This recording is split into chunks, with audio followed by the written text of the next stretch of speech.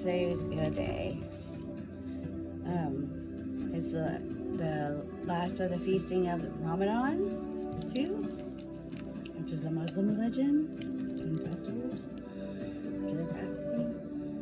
From Silver Pennies, stars. A night full of stars is a wonderful thing. Can you shut your eyes as you listen to the poem and see the stately procession passing up the dome of heaven? There is no sound, only scent and starshine and stillness. Do you know the names of any of the stars or constellations? Which ones are topaz and which misty red? Alone in the night on a dark hill with pines around me, spicy and still, and a heaven full of stars over my head, white and topaz and misty red. Myriads with beating hearts of fire that eons cannot vex or tire. Up the dome of heaven like a great hill, I watch them marching stately and still. And I know that I am honored to be witness of such majesty. Sarah Teasdale. It's beautiful. We're going to do some art with that. And then for God's best for you, God's footsteps.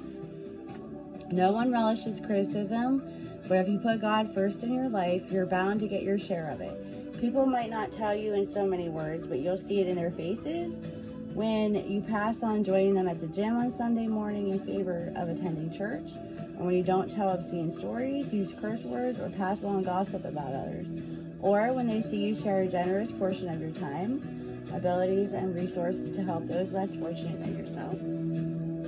Not everyone follows God's rules, and many claim they don't care about God's rules or His ways. So if you're walking with Him, don't expect applause from the other sidelines. Any sidelines. Don't look for unanimous approval, overwhelming acceptance, unconditional support, or ongoing encouragement.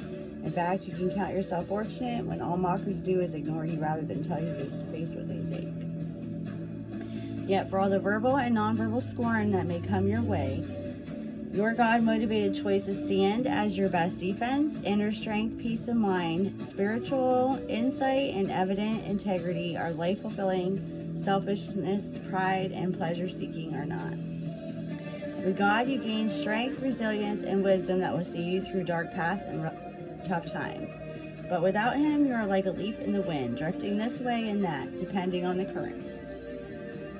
If you're wondering which way to turn today, look to God and His Word. Is there clear direction in Scripture? And go that way without hesitation. If there is not, pray for His Spirit's guidance. Either way, no matter what others may say or think, listen to Him. If you're treated badly for good behavior and continue in spite of it, to be a good servant, that is what counts with God. 1 Peter 2:20. And then for our daily guideposts, May 1st.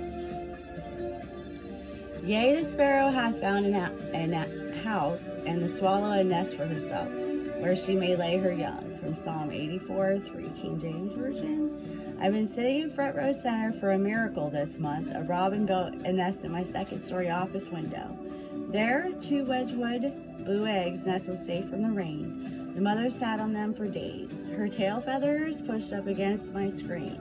She got used to the tat-tat-tat of my keyboard, the ring-ring-ring-ring of my phone. When the babies hatched, they were the size of my thumbnail, with pinkish skin, tiny wisp of white down, and huge eyes. Almost at once, the mother began to feed them, flying down into the front yard and procuring a range of delicacies, worms and bugs, and soaking winged insects. Now, after a few short weeks, the birds are dark and fully feathered. Their chests are the pale red of diluted cranberry juice. They flutter their wings and stretch their legs. I become concerned that they might not fly. What if they fail and crash onto my concrete porch below? I came into my office yesterday and the nest was empty. Yes, I did check the front porch. Looking out from my desk, I saw one tiny bird still perched on the window ledge. I needed to open the window, but I was afraid I'd frighten the little thing, throwing off its first attempt to fly. Cautiously, I opened the window a crack. The bird looked at me with a familiar eye. Then I lifted the window to its full height. With a single screech, the reluctant robin threw itself off the ledge and soared to the top of a pine tree 50 yards away. You care for all your creatures, Lord. Sustain me with your love and truth, and nudge me when I linger too long on the window ledges of life. Mary Lou Carney. That's beautiful.